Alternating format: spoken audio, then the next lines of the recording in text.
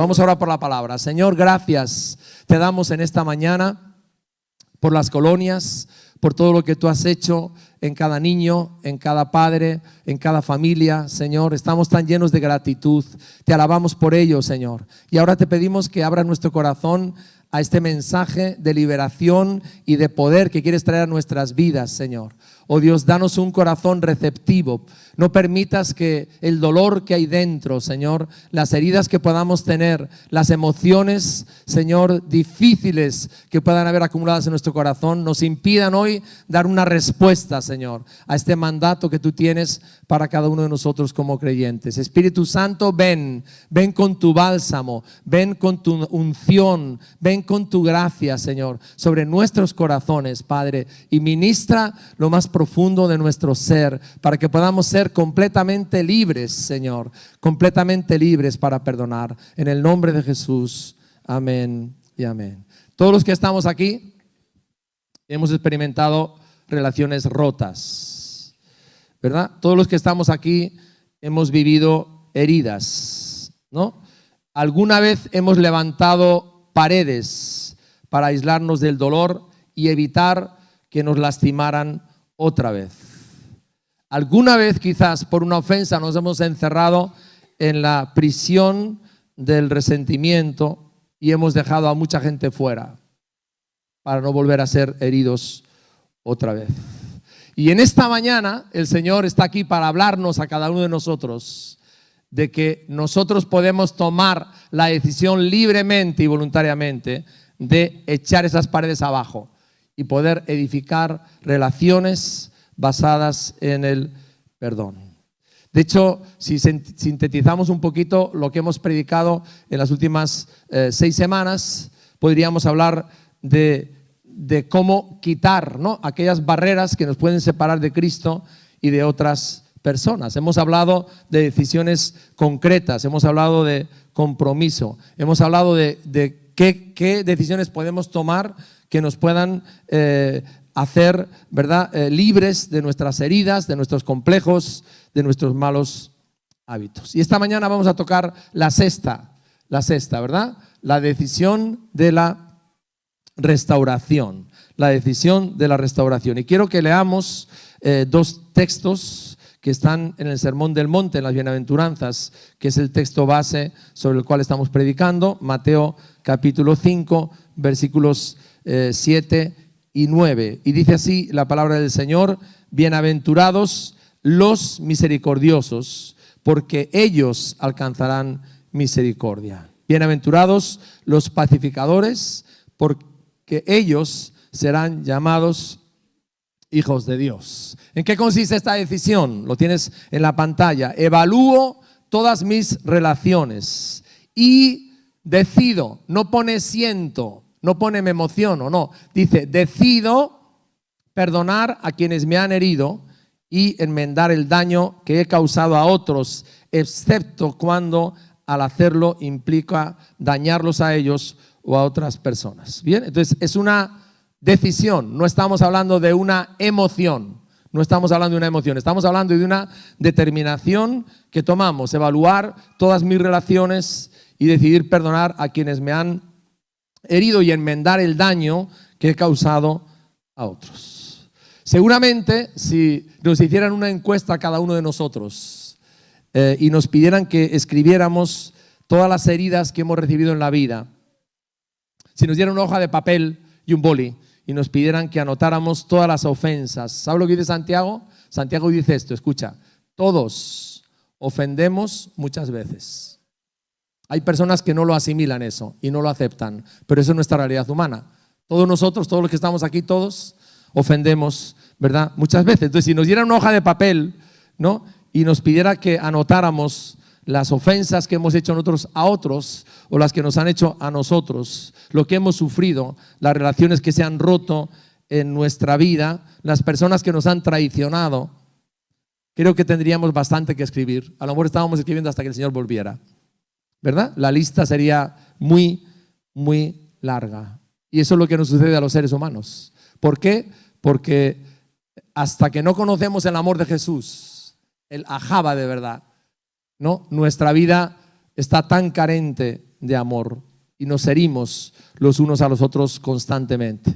Necesitamos el amor y la misericordia de Jesús. Y quiero llevarte una historia que siempre que la leo me desafía profundamente. Jesús era un maestro tan maravilloso, ¿no? Y hacía parábolas, hacía como cuentos de la vida cotidiana, donde expresaba con brillantez las realidades espirituales. Está en Mateo 18, lo puedes buscar, versículo 21. Yo voy a leer de la versión popular, no de la Casi de Oro, de la Reina Valera del 60, como siempre. Dice el versículo 21, entonces, no sabemos realmente qué había pasado antes, Pedro se acercó a Jesús y le preguntó una pregunta bien difícil.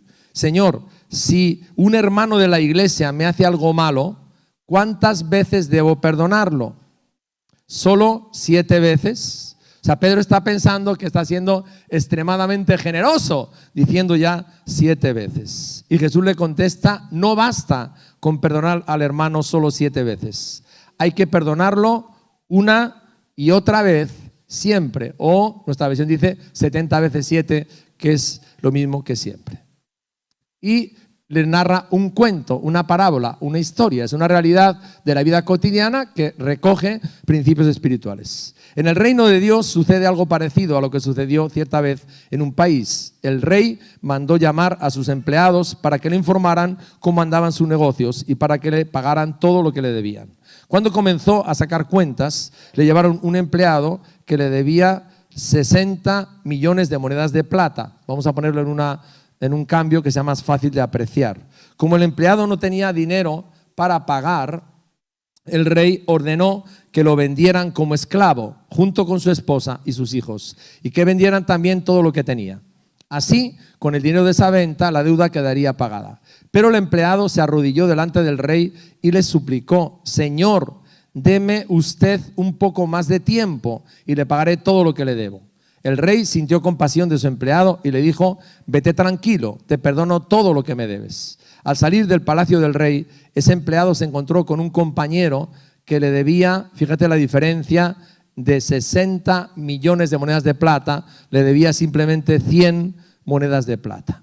Lo agarró por el cuello y le dijo, págame ahora mismo lo que me debes. El compañero se arrodilló delante de él, le suplicó, dame un poco más de tiempo y te lo pagaré todo. Pero él no quiso y mandó que lo metieran en la cárcel hasta que pagara el dinero que le debía. Los otros compañeros, al ver lo que había pasado, se molestaron mucho y fueron a contárselo al rey. Entonces el rey mandó llamar a aquel empleado y le dijo, qué malvado eres, te perdoné todo lo que me debías porque me lo suplicaste. ¿Por qué no tuviste compasión de tu compañero, así como yo la tuve de ti? El rey se puso furioso y ordenó que castigaran a ese empleado hasta que pagara todo lo que le debía. Jesús terminó diciendo, fíjate la afirmación de Jesús, lo mismo hará mi Padre que está en el cielo con cada uno de vosotros si no perdonáis sinceramente a vuestro hermano. Y cuando leemos esta historia, creo que a cada uno de nosotros nos confronta, ¿verdad?, con algo, con una realidad, y es que nos resulta difícil perdonar a otros. Pero a la vez la parábola nos habla de dos deberes, yo los llamaría así, 2 deberes, porque Jesús no nos deja otra opción, ¿verdad?, que quiero compartirte en esta mañana y que espero que te ayuden a ti en este área tan importante de nuestra vida. 2 principios que veo en la parábola bien claros. El primero, debo perdonar porque he sido perdonado, ¿verdad? Jesús no nos deja otra opción. Debo perdonar porque he sido perdonado, ¿no? Es decir, nuestra necesidad de perdonar el inmenso catálogo o lista de faltas y de ofensas que hemos sufrido se basa en eso, en que nosotros hemos sido perdonados. Ahora, yo no sé si podemos volver a recrear e imaginar la historia para que la podamos entender mejor, ¿verdad? Nos dice que hay un siervo que trabajó muchos años para un rey muy rico y una mañana se levantó sin la más remota idea de que había llegado el día del juicio para él. Y aquel día se le pediría cuentas de todo, ¿no? Él estaba lo más tranquilo haciendo su vida, pero de repente se le comunica que el rey le quiere ver. Así que se presenta delante del rey y el rey saca los libros, revisa los libros y descubre que el rey debe, pongamos en otra moneda para que lo entendamos, $100,000, más o menos, ¿verdad? Bien, entonces tampoco sabemos, pues la palabra no dice cómo llegó a acumular una deuda tan grande, ¿verdad? La palabra no lo dice, pero realmente la deuda era gigante y el rey le hace un reclamo, le dice, págame todo lo que me debes ahora, o sea, quiero mis $100,000. De lo contrario, te voy a quitar todos tus bienes, ¿no? Y voy a echar a ti y a tu familia en la cárcel hasta que me pagues toda la deuda. Y la escena es bien conmovedora, ¿verdad? Bien conmovedora. Y nos dice Jesús, ¿no?, que ahí hay una reacción, ¿no? El rey, el hombre, el deudor se postra delante del rey.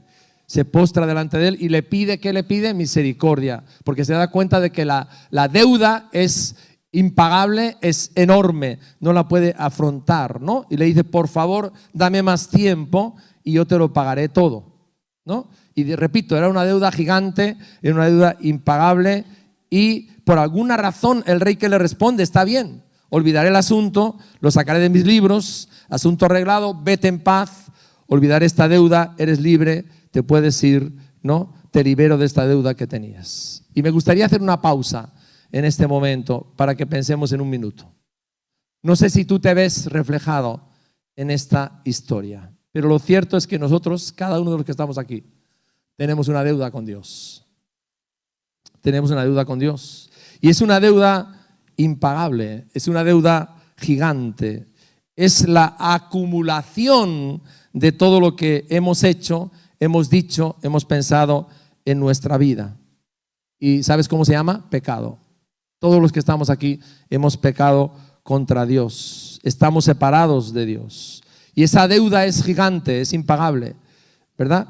Aunque el siervo le dijo, yo te lo pagaré todo, lo cierto es que él sabía muy bien, como tú y yo, que no podemos pagar la deuda de nuestros pecados. Por más que nos esforzáramos, que hiciéramos todo lo que pudiéramos, ¿verdad? Por más que cumpliéramos todos y cada uno de los mandamientos desde hoy hasta el día en que muriéramos, por más que no dijéramos ni una sola palabra descortés, por más que diéramos todos nuestros bienes a los pobres, por más buenas obras que pudiéramos hacer, ¿verdad? Nunca llegamos a pagar esa deuda, ¿verdad? Nunca. ¿Por qué? Porque la deuda que le debemos a Dios, al Rey, es impagable por nosotros mismos. Jamás la podremos pagar.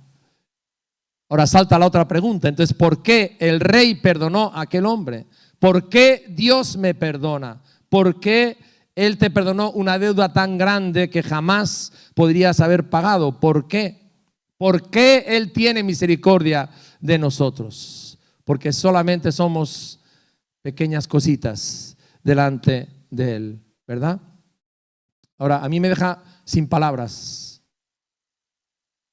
lo que el Rey hace, ¿verdad? Simplemente te perdono porque te perdono.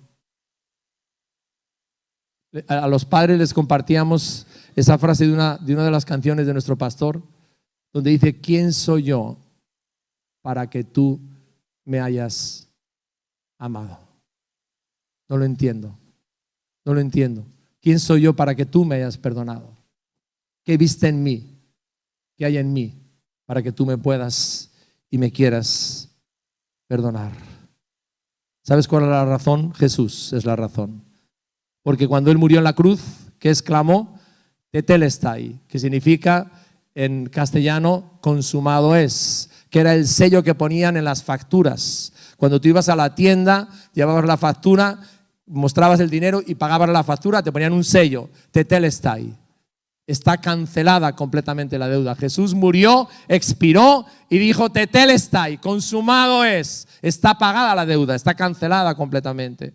Pablo escribe eso mismo en Colosenses. Quiero que lo leas. Y fijar lo que dice en Colosenses para explicarnos lo que sucede en el mundo espiritual con el perdón de Dios. Capítulo 2, Colosenses capítulo 2, versículos 13 al 14.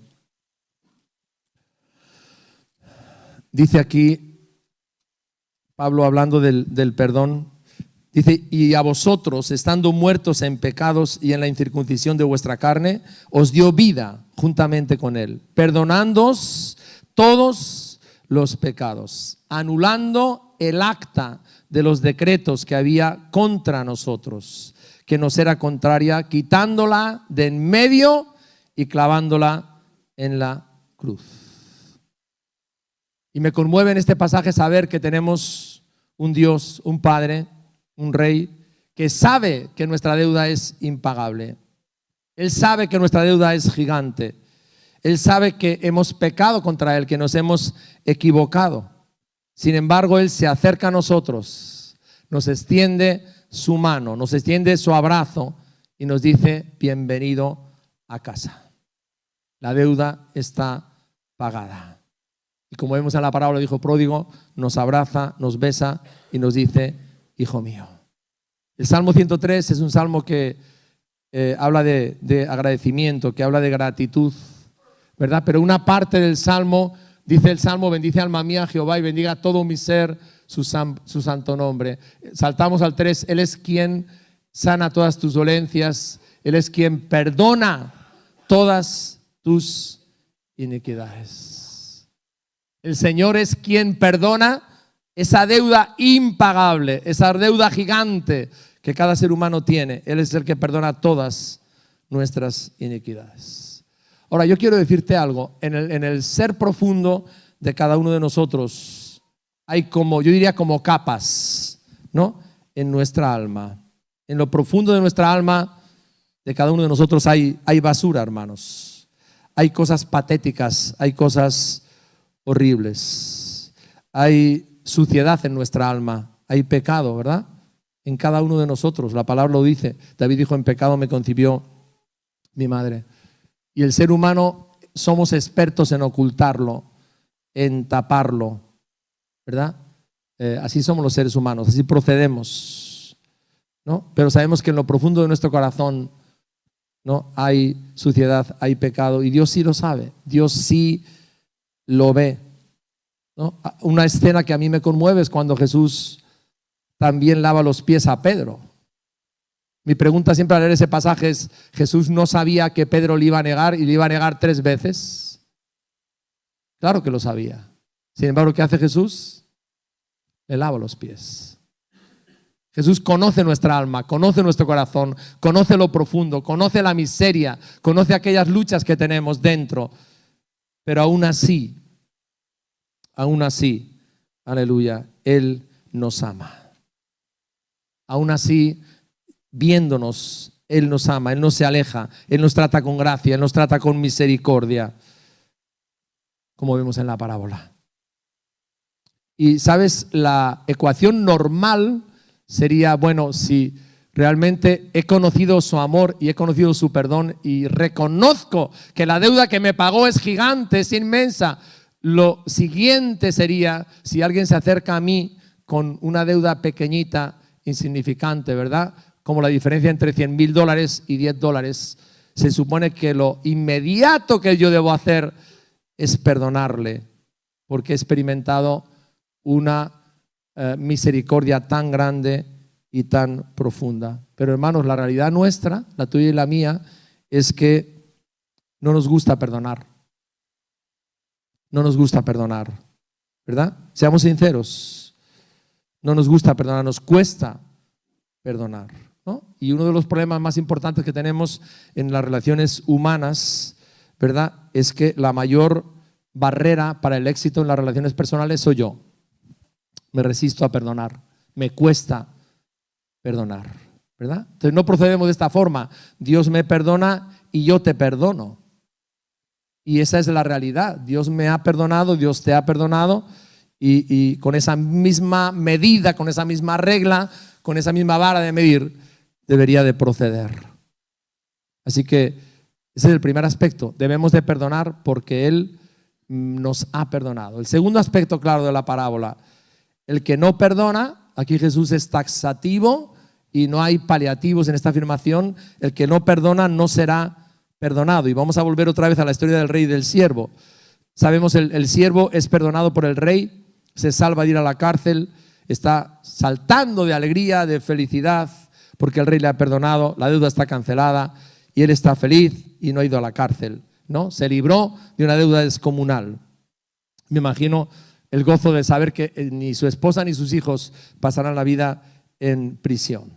Y feliz, saltando y corriendo por el camino, se encuentra a un consiervo suyo que le debe $10. A él le cancelaron 100.000 y este consiervo le debe 10, ¿verdad? Y nos dice Jesús en la parábola que lo agarra del cuello, ¿no? Lo conmina y le dice: dame los $10 que me debes ahora, págamelos ahora. Y el hombre le contesta: claro que sé lo que te debo, ¿no? Pero dame tiempo, ¿no? Y te lo pagaré todo, ten paciencia conmigo. Pero él dice: no, si no me los pagas ahora, haré que te metan en la cárcel, te meterán preso a ti, a tu esposa y a tus hijos. Y no me pagas los $10, estás frito, estás acabado, estás terminado. Ahora, si nos analizamos a nosotros mismos, ¿cuántas veces nos encontramos actuando de la misma manera, como el siervo ingrato? Yo creo que yo podría poner mi nombre ahí también, ¿verdad? Muchas veces nos encontramos haciendo exactamente lo mismo y nos cuesta mucho trabajo admitirlo, ¿no? Es vergonzoso. Pero lo cierto es que cuando yo fallo a otras personas, yo quiero que otras personas sean misericordiosos conmigo. Pero a veces cuando es lo contrario, yo no estoy dispuesto a tener esa misericordia con ellos, ¿verdad? Y pedimos a Dios que tenga misericordia de nosotros, ¿no? Queremos que las personas a las que hemos herido nos perdonen, ¿no? Quizás podemos pensar: bueno, quizás has tenido un mal día, ¿no? Ha sido una semana difícil para ti, no te preocupes, está bien, ¿no? Lo que me dijiste ayer me hirió, pero está bien, te lo perdono. Sin embargo, lo cierto es que muchas veces nuestras reacciones no son así. Cuando nosotros resultamos heridos por las faltas cometidas por gente que amamos, y voy a poner el tema familiar ahí en primera línea, quizás el esposo, la esposa, nuestros hijos, el asunto es diferente. Quizás cuando mi esposa o mi hija, ¿verdad?, me hace daño, no estoy yo en la misma condición de extender perdón. A lo mejor estoy de una forma o de otra exigiéndole que pague lo que hizo, ¿verdad?, lo que me debes. No, me lastimaste y me tienes que pagar, me heriste, me tienes que pagar, estoy enojado contigo, ¿verdad? Lo que hiciste está mal, ¿no? Está mal y ya me las pagarás. Ahora, ¿qué hace el rey cuando se entera de la forma de proceder de este siervo? ¿Verdad? Bueno, dice la parábola que lo manda a llamar. Lo manda a llamar, le digo: bueno, preséntate, ¿no? Y le dice, lo primero que le dice es: hombre malo, te perdoné una deuda que jamás podrías haber pagado, te perdoné una deuda que nunca me ibas a poder pagar. ¿Y por qué tú no tuviste misericordia con tu compañero que solo te debía una suma mínima, insignificante, en comparación con la que tú me debías a mí? ¿Por qué no tuviste misericordia? Qué escena, ¿no?, más potente, ¿no? En otra versión de la parábola del texto dice: tortúrenlo, ¿no? Es decir, cuando nosotros rehusamos perdonar, estamos creando una cámara de tortura para nosotros mismos. Estamos edificando un muro en nuestro corazón. Cuando nos aferramos al resentimiento, a la amargura y al rencor, vamos a crear un caparazón alrededor nuestro que nos va a impedir recibir primero el amor de Dios y después el amor de otras personas. Es una prisión emocional cuyo tormento va a destruir nuestra vida. Y lo que me conmueve es ver en el Evangelio que esta parábola de Jesús, este principio, esta enseñanza, no es algo aislado. Les he puesto aquí varios versículos, sino que se repite en diferentes lugares y los vamos a leer de los Evangelios. El primero es Mateo 5:7. Bienaventurados los misericordiosos, porque ellos alcanzarán misericordia. Lo hemos leído al principio. Mateo 6:14-15. Si perdonas a los que pecan contra ti, tu Padre Celestial te perdonará a ti. Pero si te niegas a perdonar a los demás, tu Padre no te perdonará tus pecados. Y yo me pregunto al leer esta afirmación tan fuerte, sin el perdón de Jesús, una persona que sigue todavía luchando con el pecado como tú y como yo, Una persona que ofende tantas veces al día, ¿qué esperanza tenemos? Si no tenemos el perdón de Jesús cada día, si no acudimos a esa sangre preciosa cada día, ¿qué futuro tenemos? Marcos 11:25. Pero cuando estén orando, primero perdonen a todo aquel contra quien guarden rencor, para que su Padre que está en el cielo también les perdone sus pecados. Lucas 6:37. No juzguéis a los demás y no seréis juzgados. No condenéis a otros para que no se vuelvan en vuestra contra. Perdonad a otros y vosotros seréis perdonados. Y Santiago también, en la epístola, capítulo 2, versículo 13, dice: no habrá compasión para quienes no hayan tenido compasión de otros. Pero si ustedes han sido compasivos, Dios será misericordioso con ustedes cuando los juzgue. Leí esta semana, preparando la palabra, esta frase. No es un versículo, es una frase, pero me hizo reflexionar profundamente. Al no perdonar, quedamos encadenados al rencor. Le damos vía libre en nuestra mente. La dejamos poner cadenas emocionales en nuestro corazón y le damos el derecho de atormentarnos durante nuestras horas de sueño. Una vez un misionero en África se enteró de que el jefe de la tribu estaba muy enfermo y pidió a ver si podía visitarlo. Y bueno, entró en la cabaña donde estaba el jefe y empezó a observar todo lo que había. Levantó la cabeza y vio que todo el techo estaba con cuerdas, y esas cuerdas tenían como trozos de cueros escritos. Cuando habló con el jefe de la tribu, le vio mal, realmente mal. Y la pregunta que hizo es, ¿qué es eso? ¿Por qué usted tiene todo el techo lleno de esos letreros? Y el jefe le contestó: es cada una de las ofensas que me han hecho, de las cuales he jurado vengarme siempre. Y así estaba el de enfermo, ¿verdad? Un hombre, un guerrero valiente, pero lleno del cáncer, del resentimiento, del dolor y de la amargura, porque le dijo al misionero: y además de eso, todos los días las recuerdo, una por una. Qué tremendo, ¿verdad? John Perkins dice: la gente más triste que conozco es aquella que se niega a perdonar. Yo tengo una amiga que es cuadraplégica y ha estado en silla de ruedas durante los últimos 14 o 15 años. Hasta ahora había llevado bien la enfermedad, pero últimamente lo que sucede es que se le producen llagas, ¿no? Y las llagas, a una persona que está tanto tiempo así, pues son peligrosas, ¿no? Son peligrosas. ¿Por qué? Porque no sienten cuando la llaga surge, de modo que la infección que la llaga ocasiona pasa inadvertida, ¿no?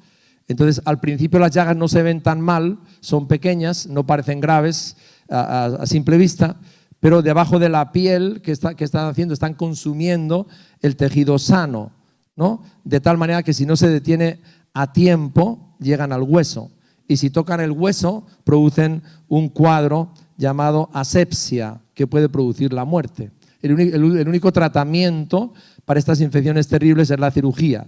Y de todas maneras, aunque hagan cirugía, siempre va a quedar una secuela, puesto que esa zona queda ya débil, ¿no? Débil y susceptible. De modo que siempre va a haber que prestar mucha atención. Y yo creo que usando este ejemplo, ¿verdad? La falta de perdón, la amargura, el rencor se pueden convertir en nuestra vida en llagas que nos afectan.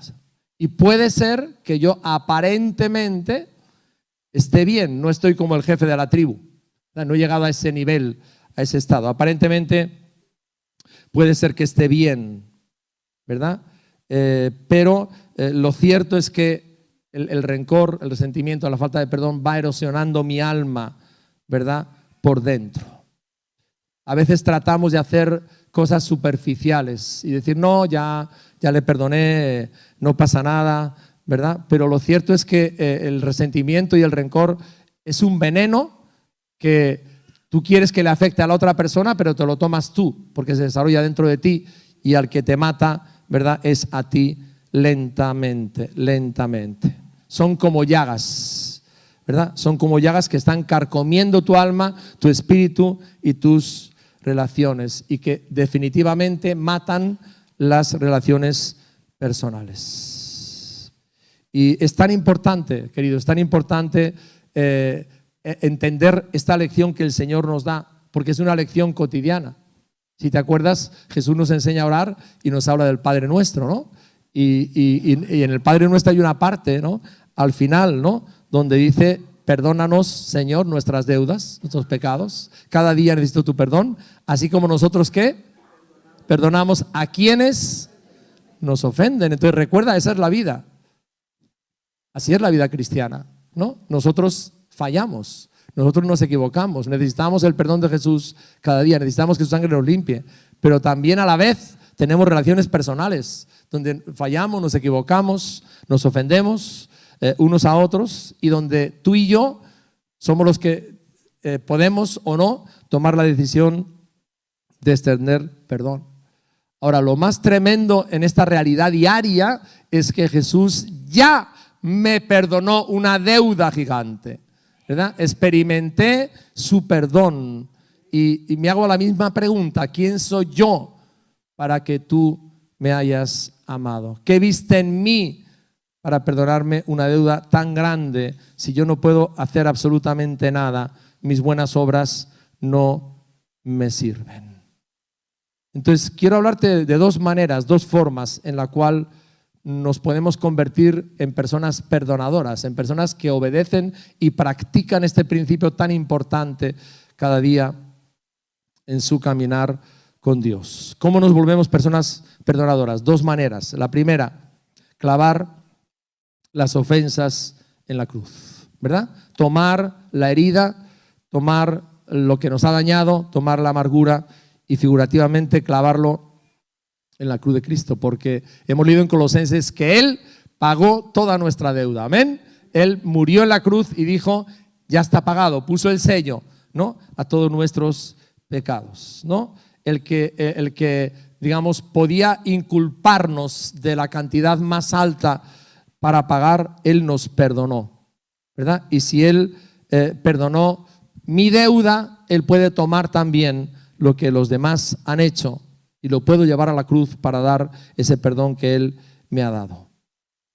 Yo creo que uno de los barómetros más importantes de cómo estamos en nuestra vida cristiana es el tema del perdón. Una vez al pastor John Guicho, que algunos dicen que ha pastoreado la iglesia más grande del mundo, más de 1 millón de personas en Corea del Sur, le hicieron esta pregunta a un periodista y le dijeron: ¿cuál piensa usted, pastor John Guicho, que es el inconveniente número 1 para que los cristianos crezcan?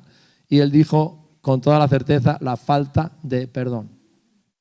El impedimento número 1 para que en nuestras vidas haya el crecimiento que Dios quiere que tengamos. Y a veces podemos estar en la iglesia, sí, podemos estar sirviendo, podemos estar incluso predicando, ¿verdad?, pero no poniendo en práctica este principio tan importante diario, ¿no? Diario. Necesitamos la limpieza del Señor. Necesitamos perdonar a todos los que nos ofenden. Tener la determinación, no la emoción, porque muchas veces no la vamos a tener. Nuestras emociones van a estar hechas polvo, ¿verdad?, y muy digamos, afectadas, ¿no?, sino la decisión de decidir perdonar a los demás. Así que lo primero es clavar nuestras ofensas en la cruz, y lo segundo, para ser personas perdonadoras, comenzar hoy. Quiero invitarte a hacer algo práctico. Voy a pedir a los sugieres con tranquilidad que te den una hoja en blanco. Te van a dar una hojita en blanco, ¿verdad? Te van a pasar una hoja en blanco y un boli. No sé si tendremos bolis para todos, espero que sí, ¿verdad? Pero me gustaría que escribieras en esa hoja el nombre o los nombres de personas que no las has perdonado, ¿verdad?, o que estás en el proceso de clamar a Dios y que te dé gracia, que te dé el momento, que te ayude a escalar esa montaña que para ti es tan alta, ¿verdad? Entonces, a mí me gustaría que en este momento pudiéramos estar tranquilos, todos tranquilos, no nos vamos a distraer, y que podamos meditar en esta verdad, en este principio tan importante en la vida espiritual. Fijaros, los que estamos casados y tenemos nuestra familia, a veces nos enojamos por cosas tontas. Yo me enojo con Esther por cosas tontas, ¿verdad? Y me doy cuenta de que eso genera como un resquemor, como una tensión, ¿no? Y a veces, como digo, son tonterías, son cosas pequeñas, son detalles. Si podemos estar en silencio, por favor. Ok, cada uno simplemente coge su hoja y me escucha. Gracias. Entonces, en la familia nos pasa eso, nos enojamos a veces por una forma, una palabra, una expresión. Quizás tuvimos un mal día, ¿verdad? O fue mi culpa, y aún puede haber hasta un poco de rencor, ¿verdad? Y sabéis qué importante es que nuestra vida familiar, matrimonial, esté gobernada por este principio, que he decidido cada día perdonarte. Aleluya, perdonarte y seguir perdonándote y traer esos asuntos, ese resquemor o ese malestar o lo que sea, traerlo a la cruz de Cristo y no permitir que se ponga el sol sobre nuestro enojo. Amén. Bueno, entonces les pido por favor que en silencio cojas el papel y escribas nombres de personas. No tienes que hablar con el de al lado, es tú solo. ¿Sí? Escribas el nombre de personas a las cuales tú no has perdonado. A veces cuando estamos ministrando consejería a las personas, llegan momentos difíciles, ¿verdad? Donde la persona, después de tanto dolor, por fin saca el abuso que vivió de niña o de niño, que le destrozó la vida. Pero eso no es lo más importante. Lo más importante es la siguiente pregunta: ¿qué hago yo para perdonar a esa persona? O el momento donde se confiesa una infidelidad, se saca a la luz el daño, el dolor, pero luego viene la segunda parte: ¿cómo se lo voy a perdonar? O el caso de alguien que ha sufrido abuso de diferentes clases durante tanto tiempo. Y ahí viene la segunda pregunta: ¿cómo se lo voy a perdonar? Pero ¿sabes una cosa, querido? Estamos tocando algo muy importante. Y es esto: si yo no decido perdonar, claro que no siento, ni mucho menos. Pero si tú y yo no decidimos perdonar, no hay sanidad. Así de real es esto. Si nosotros no decidimos perdonar, extender perdón, pedir perdón, sea cual fuera la parte en la que estamos involucrados, no hay sanidad. Entonces muchas veces en nuestra vida llegamos al punto de sacar lo que tenemos guardado, el secreto que hemos guardado por años. Llegamos a sacarlo, a confesarlo, a pedir ayuda. Pero yo le estoy hablando ya a todos de otro paso fundamental, importante, y es que no solamente saco eso, sino que yo decido, no siento nada de eso. Decido perdonar, porque sé que sin el perdón no hay sanidad, no hay futuro para mí. No hay un nuevo horizonte para mi matrimonio. Y voy a decirte algo más: ni tampoco para tus hijos. Porque cuando estos temas han afectado al matrimonio y a la familia, la falta de perdón es un tapón que está impidiendo no solamente que tu vida espiritual crezca, sino que tus hijos también puedan desarrollar una vida espiritual sólida. Hebreos nos advierte y nos dice que ninguna raíz de amargura, ¿no?, nos dice, nos contamine. Amargura, rencor, resentimiento, falta de perdón, es todo lo mismo. Y yo creo que aquí hay personas, estoy seguro totalmente, que hoy tienen que comenzar algo nuevo en tu vida. Hoy Dios nos está llamando primero, a que realmente recibamos perdón de Dios, ¿no? Habiendo cargado tanta culpa y tanta condenación por eso, ¿verdad? Todos los que estamos aquí somos hijos pródigos. Todos nos hemos extraviado. Todos nosotros hemos vivido heridas del pecado. Cada uno de los que estamos aquí, ¿no? Y qué bueno que en esta mañana tú le digas al Señor: Señor, necesito tu perdón. Necesito tu perdón. Ya no puedo más tiempo llevar esa carga del pecado en mi vida. Quiero que me perdones, que perdones todos mis pecados.